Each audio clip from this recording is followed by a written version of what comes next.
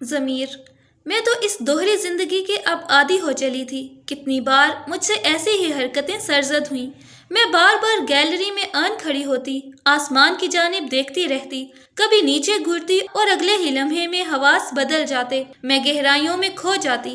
اس حقیقت کو پانے کے لیے میری روح مچلتی رہتی۔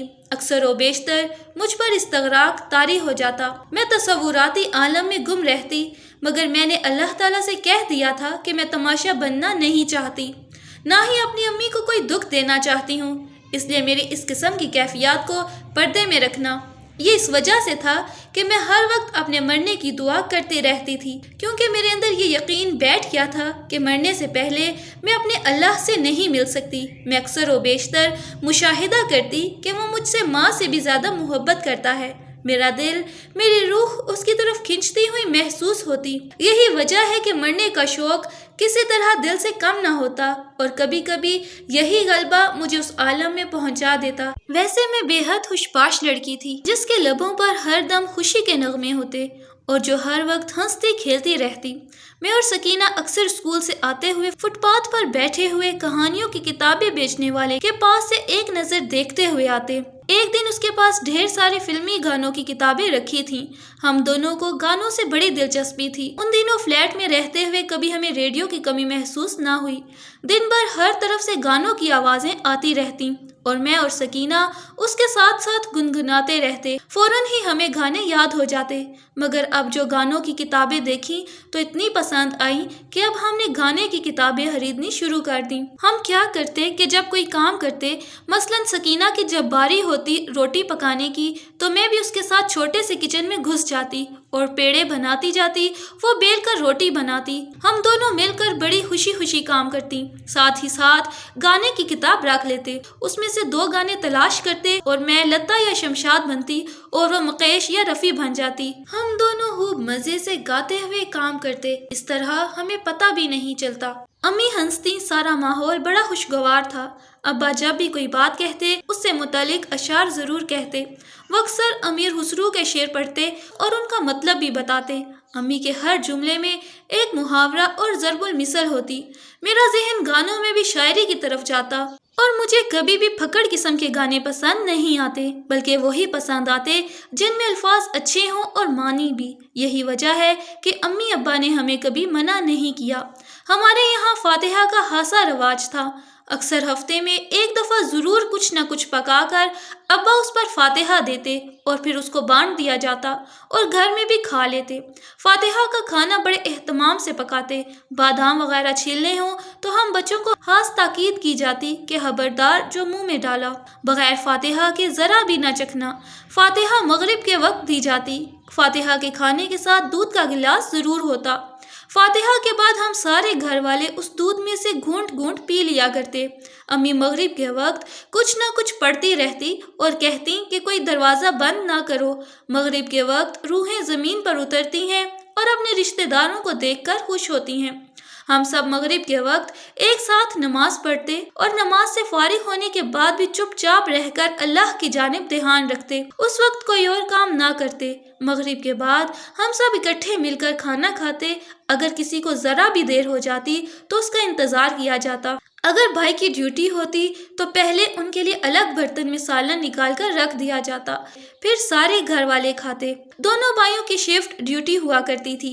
ہم سب ایک دوسرے کا بہت خیال رکھتے تھے کہ خود اپنے کو بھول جاتے تھے۔ بہنیں ایک دوسرے کے کپڑے پہنتی، ایک دوسرے کو گھر کے کام کاج سکھاتی، پڑھاتی۔ بڑا خوبصورت زمانہ تھا جہاں محبت اور خوشی کے سوا کچھ نہ تھا۔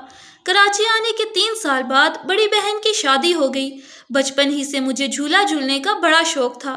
اکثر عید کے موقع پر گلیوں میں جھولا لگتا، میں ضرور جھولنے جاتی، ہر روز رسی بھی ضرور کودا کرتی۔ ہائی اسکول میں 5ویں سے پڑھائی شروع ہوتی تھی۔ میں اور میری سہیلی ہم دونوں اکٹھے جاتے تھے۔ اسکول 2-3 اسٹاپ دور تھا، مگر ہم پیدل ہی جاتے تھے۔ ہماری باتیں ختم نہ ہوتی تھیں۔ اکثر ہم بڑی سڑک پر پڑی کسی ماچس کی ڈبیا کو پاؤں سے ٹھوکریں مارتے مارتے اسکول پہنچ جاتے تھے۔ میرا اور میری سہیلی ریحانہ کا اسکول کا ساتھ 4 سال کا رہا۔ 8ویں جماعت پاس کر کے اس کے والد نے اس کی شادی کروا دی۔ میں نے اسی اسکول سے 11 جماعتیں پاس کیں۔ اسکول کے زمانے کا ایک معصوم واقعہ یاد آیا ہے۔ میں ان دنوں 7ویں میں تھی۔ ہم دونوں اسکول گئے۔ کسی لڑکی نے ایک بہت لمبا کاغذ دیا جو بہت ساری تہ میں تھا۔ سب سے اوپر چھپا ہوا تھا، اسے مت کھولنا۔ تجسس نے کہا، اسے ضرور کھولو۔ دوسری تہ میں لکھا تھا، میں نے کہا تھا اسے مت کھولیے۔ تجسس اور چوکنا ہو کر بولا، فوراً کھولو۔ تیسری تہ میں لکھا تھا، آپ باز نہیں آئیں گے۔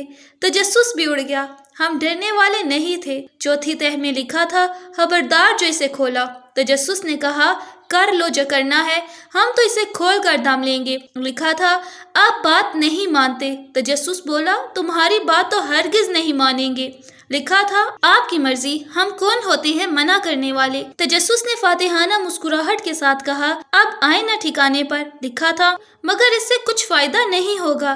تجسس پھر بڑک اٹھا، تم کون ہوتے ہو فائدہ نقصان بتانے والے؟ اگلی تہ میں لکھا تھا، ارے بابا، آپ سے کون جیت سکتا ہے، مگر حاصل کچھ نہ ہوگا۔ تجسس نے کہا، دیکھتے ہیں۔ اگلی تہ میں لکھا تھا، برائے مہربانی اب مجھے ایسے ہی طے کر دیجیے۔ یہ پڑھ کر ہم دونوں خوب ہنسے۔ ہم نے صلاح کی کہ راستے میں جو لڑکا بنیان بیچتا ہے اس کو دے دیں۔ وہ کوئی 16-17 سال کا لڑکا تھا۔ ہم راستے میں جاتی تھیں تو روز ہی کہتا تھا کہ بنیان لے لو۔ ہم کہتے، بھائی کیا تم کو ہم لڑکا نظر آتے ہیں؟ لڑکوں کی بنیان لے کر ہم کیا کریں گے، اور وہ بھی اسکول کے وقت میں؟ ہم نے بڑی سنجیدگی سے اس کے ہاتھوں میں یہ پیپر دیتے ہوئے کہا کہ اس پر تمہاری بنیانوں کے متعلق لکھا ہوا ہے، تم کو فائدہ ہوگا۔ یہ کہہ کر ہم وہاں سے تیز تیز چل دیں۔ تھوڑے آگے چلے تو پتا چلا وہ چیختا ہوا ہماری طرف آ رہا ہے، اے لڑکیوں، تم نے مجھے بدھو بنایا۔ بس کچھ نہ پوچھئے، ہم دونوں بچیاں تو تھیں، ایسی ڈری کہ یہ اب ہمیں پکڑ کر مارے گا۔ دونوں سر پر پاؤں رکھ کر بھاگ لیں۔ گلی میں آ کر وہ کسی اور بلڈنگ میں گھس گئی اور میں کسی اور میں۔ وہاں سے پچھلی سائڈ سے نکل کر اپنے گھر آ گئی۔ ہنسی نہ رکتی تھی۔ دوسرے دن پہلے تو ریحانہ ناراض ہوئی کہ بدتمیز مجھے چھوڑ کر بھاگ گئی، وہ مجھے پکڑ کر مار دیتا تو کیا کرتی۔ پھر ہم دونوں بڑا ہنسی اور ہم نے کہا کہ آئندہ ایسا مذاق کسی لڑکے سے نہیں کریں گے، بری بات ہے، اب ہم بڑی ہو رہی ہیں۔ ہم دونوں اس بات پر بڑی حیران ہوئیں کہ ہم اس قدر کیوں ڈریں، اور یہ خیال کیوں آیا کہ وہ مارے گا۔ ہمیں اس طرح لوگوں سے ڈرنا نہیں چاہیے۔ کافی دیر تک ہم دونوں اسی واقعے پر باتیں کرتے رہے کہ ہم تو بالکل بدھو ہیں، ہمیں ذرا سی بات پر ڈرنا نہیں چاہیے اور ہر قسم کے حالات کا مقابلہ کرنا چاہیے۔ اب ہم بڑی ہو رہی ہیں، ہمیں لڑکوں سے بھی واسطہ پڑے گا، ہمیں لڑکوں سے بھی ڈیل کرنا آنا چاہیے، اور لڑکیوں میں تو شرارت ٹھیک ہے مگر لڑکوں میں درست نہیں ہے۔ گو کہ یہ واقعہ ہمارے لیے ایک تجرباتی نصیحت تھی۔ ویسے میں طبعاً شرارتی ذرا بھی نہیں تھی، بلکہ بہت ہی سنجیدہ اور بہت ہی خوشباش لڑکی تھی۔ 6ٹھی-7ویں جماعت کا ایک اور واقعہ ہے۔ ہمارا فری پیریڈ تھا۔ میں اور ریحانہ کلاس روم سے باہر آئے۔ اسکول کے گراؤنڈ میں بہت بڑا درخت تھا، کچھ کرنے کو تھا نہیں۔ ہم کھیل کود بھی نہیں کر سکتے تھے، زیادہ گھومتے پھرتے تو نظر میں آ جاتے، پھر کلاس روم میں بیچ دیے جاتے۔ ہم نے سوچا کیا کریں۔ ریحانہ کہنے لگی کہ چلو اسی درخت پر چڑھ جاتے ہیں۔ پیریڈ فری تھا۔ ہمیں درخت پر چڑھتے ہوئے کلاس کی اور لڑکیوں نے بھی دیکھا۔ سب خوش ہو کر شور مچانے لگیں اور ہنس ہنس کر آپس میں باتیں کرنے لگیں۔ اتنے میں شور سن کر ہیڈ مسٹریس آ گئیں۔ ہم دونوں درخت پر ٹنگی بیٹھی تھیں، چپ چاپ دم سادھے وہیں بیٹھی رہیں۔ ہیڈ مسٹریس نے لڑکیوں کو ڈانٹا اور اندر جانے کو کہا۔ کچھ لڑکیاں بار بار درخت کی جانب دیکھنے لگیں، شاید وہ اس ڈانٹ میں ہمیں بھی شریک کرنا چاہتی تھیں۔ ہیڈ مسٹریس نے درخت کی جانب دیکھا، بھلا 2 پلی پلائی لڑکیاں کہیں درخت کے پتوں میں چھپ سکتی تھیں۔ فوراً بولی، بیگمات نیچے تشریف لے آئیے، ہمارے تو اوسان ہتا ہو گئے کہ اب مارے گئے، کہیں یہ ہمیں ساری کلاس کے سامنے بینچ پر کھڑا نہ کر دیں۔ بہرحال جلدی سے نیچے اترے۔ ہیڈ مسٹریس کہتی ہوئی چل دیں کہ آفس میں آ جائیں۔ ہم دونوں قتل کے مجرم کی طرح سر جھکائے ان کے پیچھے چل دیے۔ میں نے اندر ہی اندر اللہ میاں سے کہا کہ اللہ میاں، آپ کو تو پتا ہے کہ میں شرارت کتنا کم کرتی ہوں، ریحانہ بھی نہیں کرتی، بس غلطی ہو گئی، معاف کر دینا اور ہمیں سب کے سامنے شرمندگی سے بچا لینا، ورنہ ساری کلاس ہمارا مذاق اڑائے گی۔ آفس پہنچے تو ہم دونوں سر نیچا کیے چپ چاپ کھڑے ہو گئے۔ ہیڈ مسٹریس بولی، آپ انسان ہیں، آپ کو لنگوروں کی طرح درخت پر چڑھنا اچھا لگتا ہے؟ ہم نے فوراً ایک زبان ہو کر کہا، میڈم غلطی ہو گئی، آئندہ ایسا نہیں ہوگا۔ کہنے لگیں، फ्री पीरियड है तो होमवर्क लेकर बैठ जाया करें या किताब पढ़ लिया करें। आइंदा मैं आपको बाहर ना देखूं। हमने अच्छे बच्चों की तरह सर हिलाया। मैडम ऐसा ही होगा। उन्होंने हमें छोड़ दिया। हम क्लासरूम में आए तो सारी लड़कियां पूछने लगीं कि क्या हुआ, हेडमिस्ट्रेस ने क्या सजा दी, खूब डांट पड़ी होगी। हमने कहा हमने सॉरी कह दिया। उन्होंने मान लिया। लड़कियों को यकीन नहीं आया। रेहाना बोली, अरे हेडमिस्ट्रेस ने तो हमें बेगमात का खिताब दिया है। आज से हम दोनों बेगमात हैं। हमारी इज्जत किया करो। वैसे हमने लड़कियों से लंगूर वाला खिताब छुपा लिया था।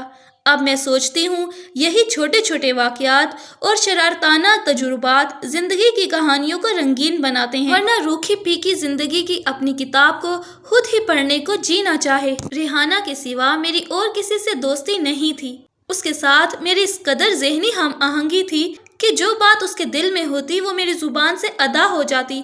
वो अक्सर चौंक पड़ती, मगर मैं अंदर ही अंदर उससे मुखातिब होती कि पगली, ये सब मोहब्बत के खेल हैं। मोहब्बत की रोशनी दिल तक पहुंचती है। इसी रोशनी में दिलों की तहरीर पढ़ी जाती है, मगर मैं ज़ुबान से उसे कुछ ना कहती। मुझे यूं लगता जैसे वो मेरी हर बात समझ ना सकेगी। वैसे भी उन दिनों मुझे अपने अंदर के जज्बात का इजहार करना नहीं आता था। मुझे जो कुछ अंदर ही अंदर मालूम होता था वो मैं अल्लाह ताला के सामने बयान कर देती थी, और मेरा ज़मीर और मेरी अक्ल बिल्कुल मुतमईन हो जाती थी, जिसकी वजह से मैं ज़ाहिरी तौर पर इजहार करना ज़रूरी नहीं समझती थी, बल्कि ज़्यादातर खामोश रहती। उन दिनों हमने 7वीं जमात का इम्तिहान दिया था। उन दिनों 11 क्लास की मैट्रिक थी। मैट्रिक में एक लड़की थी जो बहुत होनहार थी। स्कूल की असेंबली, स्पोर्ट्स और जाने किन किन चीज़ों में हिस्सा लेती रहती थी। सब उसे पसंद करते थे। मेरे साथ बचपन से एक अजीब बात थी। मेरा दिल आमतौर पर किसी की जानिब मायल नहीं होता था। बस सरसरी तौर पर मुझे सब अच्छे लगते थे, मगर शुरू ही से किसी एक शख्स के साथ कल्बी लगाव हो जाता और वो मेरे हवास पर छा जाता। जैसे प्राइमरी 4थी जमात ही में मेरी क्लास टीचर मुझे बहुत चाहती थी, क्योंकि मैं फर्स्ट आती थी और पढ़ाई लिखाई में लगी रहती थी। वो भी मुझे बहुत अच्छी लगती थी। एक दफ़ा वो बीमार हो गई और 2 हफ्ते तक ना आई। एक दिन मुझे बहुत याद आई। मैंने अल्लाह ताला से दुआ की कि उन्हें जल्दी भेज दे। हमारी पढ़ाई का खर्च हो रहा है और मैं उन्हें देखना भी चाहती हूँ। मुझे उनकी बहुत याद भी आती है। उस रात ख्वाब में देखा कि वो सड़क पर जा रही हैं। बारिश हो रही है, छतरी लगाए हुए हैं। मैं सड़क के किनारे खड़ी हूँ। जैसे ही उन पर मेरी नज़र पड़ी, मैं भी उनके साथ साथ उसी रफ्तार से दौड़ती हूँ और पूछती हूँ कि आप कब स्कूल आएंगी। वो दौड़ती दौड़ती कहती हैं, कल आऊँगी। सुबह उठते ही मुझे यकीन था कि मिस आज ज़रूर स्कूल आ जाएंगी। स्कूल पहुँची तो वो वहाँ मौजूद थी। इसी तरह अम्मी के साथ मेरी बहुत मोहब्बत और कल्बी लगाव था। मैं उनके बगैर ज़िंदगी गुजारने का तस्वुर भी नहीं कर सकती थी। हर वक्त उनको खुश रखने की तरकीबें सोचती रहती। हाई स्कूल में रेहाना के साथ कल्बी और ज़हनी लगाव था। दुनियावी तौर पर निगाह की मरकजियत हमेशा से कोई एक फ़र्द रहा। निगाह की मरकजियतें बदलती रहीं, मगर जब भी बदली बहुत दिनों तक मैं सख्त बेचैनी का शिकार रही। प्राइमरी स्कूल छोड़ने पर बहुत दिनों तक मेरी आंखें मेरी मिस को तलाश करती रहीं। फिर रेहाना ने उनकी जगह ले ली, मगर ज़हन दिल की मरकजियत हमेशा से एक रही। अल्लाह की हस्ती जो मेरे जहन के पर्दे के पीछे बैठी थी। जब भी कभी मेरी निगाह अपनी मनपसंद हस्ती को बाहर देखने से महरूम रहती, मैं अपने दिल का दर्द अपने रब से बयान कर देती। वो मेरी महरूमियों पर मुस्कुराता, मुझे तसल्ली देता। मेरी लगन निगाह के उस अक्स को दिल के तख्ते पर उतार कर अंदर ही अंदर उसे देखती रहती और अपनी आग बुझाती रहती। मैं हमेशा अल्लाह के साथ पूरी तरह ऑनेस्ट रही। ऐसी सूरत में जब मुझे अपनी टीचर बहुत याद आती, उनकी मोहब्बत जोश मारती, तो मैं अल्लाह से यही कहती कि अब ज़रा भी ख्याल ना करें। मुझे आपसे सबसे ज़्यादा मोहब्बत है। आप ही के पास जाना चाहती हूँ, मगर दुनिया में रहते हुए किसी की तरफ तो निगाह पड़ती है। इसका ये मतलब नहीं है कि आपकी मोहब्बत में कमी हो गई है। मुझे हर वक्त यूँ लगता जैसे अल्लाह मुझसे बेपनाह प्यार करता है। अगर मैंने उसकी मोहब्बत का जवाब मोहब्बत से ना दिया तो वो मुझसे रूठ जाएगा।